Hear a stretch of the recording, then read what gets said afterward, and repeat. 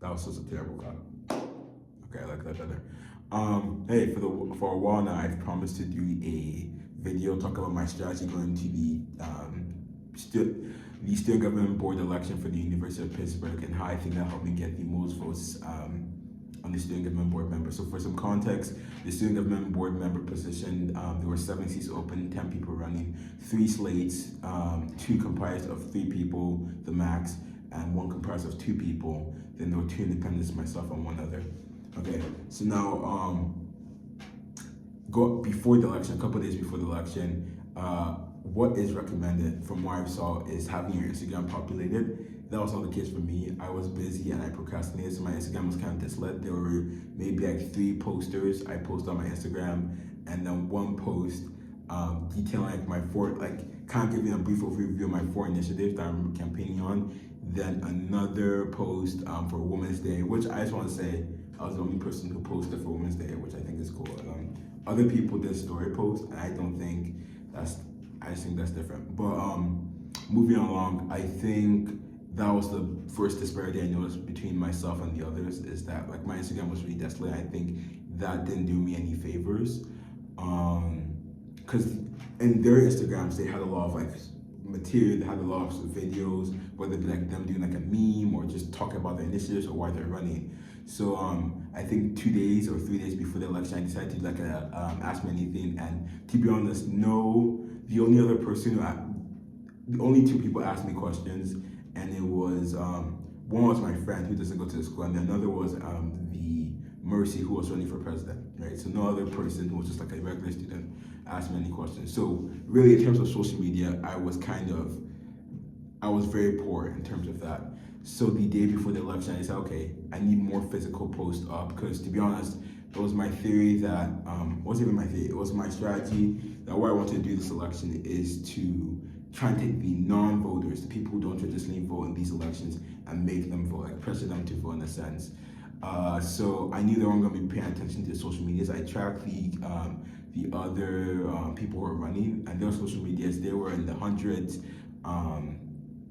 Like a max, they were in the hundreds. There was maybe like 1 video from like the executive tickets that had like 1,000. Like the terms of student government board member, their max views, the max views and subscribers I was seeing on their pages was in the hundreds. So to be honest, in a school where there's like 11,000 plus people, that's kind of low. So I was like, okay, obviously like people aren't paying attention to this election, so I decided to work more on physical media. I think another reason I went into that route is because I saw a lot of one of the executive tickets. I think her name is Marley Pinksy. They had a lot of physical media posts up. So like the day before, I used all my print funds and then printed a bunch of posters. Some posters that were made in the Sutherland election, some that were made for this election specifically, and just put them all around campus.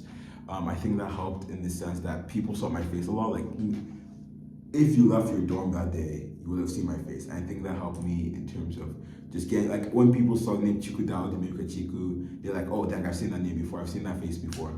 So I think that helped a lot. Another thing I did was that as an independent, I really didn't have the leisure of sitting anywhere. Because what some slates did, slates are like political parties. So like once again, there were like 3 slates running. What they did, had like different people stationed around campus. So they have one person, like one popular of campus, another person, another popular of campus, to kind of like get more people. However, as an independent, I really didn't have that leisure, so I had to like go up and down, keep on walking. I remember there was one point of the campaign where I reached like 400% of my walking goal. I posted on my story, but I think that's in the end ended up helping me because I was going door to door, kind of. I was going person to person, and that actually ensures they vote more. I didn't get to see how well the alternative method of like staying in one place was working out because I was walking around, but the times I did get to like take a peek, I was seeing a lot of people pass by who weren't interested. So I think going to them, like going to the person saying, hey, blah, blah, blah, here's my pitch, can you vote for me? I think that did me more favors. Another thing I did, since I was an independent, I knew I couldn't rely on just going door to door, person to person. So I targeted large classrooms. The idea was if I go to a class before it starts, then I could try and get those, if I go to a class of like 100 plus people before it starts, I could get a lot of votes at once. right? So that's what I did. The night before, like literally at 1 a.m., I searched up. I was searching through the different classes that had like the most people. I remember using Reddit to like go to like a year old post. So I was like, oh, what classes? What are the busiest? What are the largest classes at Pitt? So I used that information. Then I wanted more information. So there's a small social media platform called Yik Yak or SideChat. And then as an anonymous user, I asked, hey, just random question of the day. What's the business class you guys have today? Or like, what's the class with the most people? And I took that information. I just decided to target those rooms. So that before the class starts, I went there. For some classes, I emailed the professor just to check if I could. Some professors said no. Some professors were more accepting, I guess, and then that did help a lot. I got a lot of feedback from people who were in those classrooms, especially when I was a campaigning person. It's like, oh, you were in my classroom, I voted for you, blah blah blah. I think that helped me a lot. What else would I say helped? I think the large classroom thing was a big factor into getting the most votes. That being 1,145, 30.9% of the student government board member votes. But I think what helped even more was the groups I resided in. That being the Black Pit Group Me, the Nesby Group Me, and the Pitt Computer Science Club Discord. I think those three clubs or three groups just helped a lot because they were people who were very supportive of me, right? And it wasn't a matter of like even pitching. It was like they felt like, I don't know if it was a sense of loyalty or just like I'm a cool person to them, but I think they helped a lot even promoting me. So I think that was really, I think that was the biggest factor that contributed to it. Another thing I think contributed was being the president of Sutherland. I had some exclusive access to the past security points where I could write on the whiteboard, hey, vote for me, blah, blah, blah. And they knew me because I was the president. Like some people knew me because I was the president of Sutherland and I'm always walking around. So my face was familiar. So I got a lot of people in Sutherland who I didn't even campaign to. Who said, oh, I voted for you, I voted for you, I voted for you. And I was like, that was really wholesome to hear. Yeah, I think that's pretty much the strategy. I don't think it was crazy complicated. It was more, it wasn't complicated, but I will say it was just tiresome physically.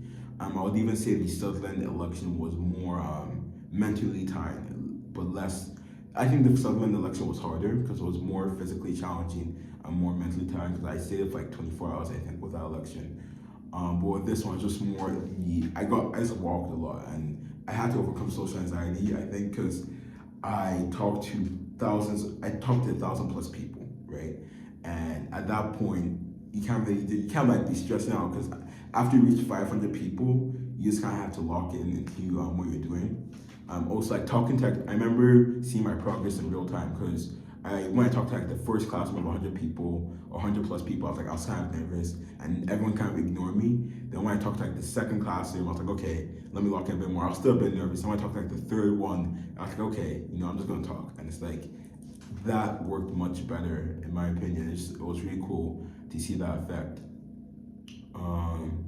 Another cool side bonus, it's not really related to the strategy, but I remember I was talking to one person and I think they remembered me from Sutherland and they knew about the Sutherland Fire TVs, which is something that I'm not insecure about, but I think it's a really cool thing that we've implemented into the dorm. So it really stresses me out if people don't know about the Fire TVs with like the free subscriptions. So it's really cool to see a non-Sutherland person know about those stuff. I'm trying to think of what else there was. I know pre-campaign, what I did was the student government board has they publicly disclosed their minutes to basically what they talk about in their meetings. So I took those documents, then I uploaded them into like ChatGPT and said, hey, give me like a summary of what people care about. So that gave me that was like my market research in a sense of just seeing what the student body was interested in a sense, even though that's kind of skewed because it only represented the people who did go to who took their problems to SGB. Like there's a lot of people whose problems I had to learn on this about wall campaigning. Like there are people who are bikers who aren't happy with the state of the biking lanes at Pitt. So those are the stuff I learned on the fly. But I do think I had good initiatives. I think some of my initiatives really attracted people. I remember those people who I caught like as they were voting and they said, oh, I was going to vote for you because I really liked your initiatives, even before I campaigned to them. So that was awesome. one person said I was really charismatic. And I think that was something I really not thought of myself as, and I'm still holding that compliment very dearly to my heart. Cause like, dang, because this whole like the whole campaign session, I can't imagine myself like being this awkward dude. Cause I'm campaigning anywhere I go. Like think the library, think dorms, think like the patio, think I know like in the yards where people like because it was really sunny there and that's not a normal thing on Pitt. So a lot of people were treating it as if it was the beach and they're like lying down on the lawn and everything. So I was campaigning to all those people. So in my head I imagined myself being very awkward, but someone said I was very charismatic. So I'm gonna change my whole view of the past that whole campaign season.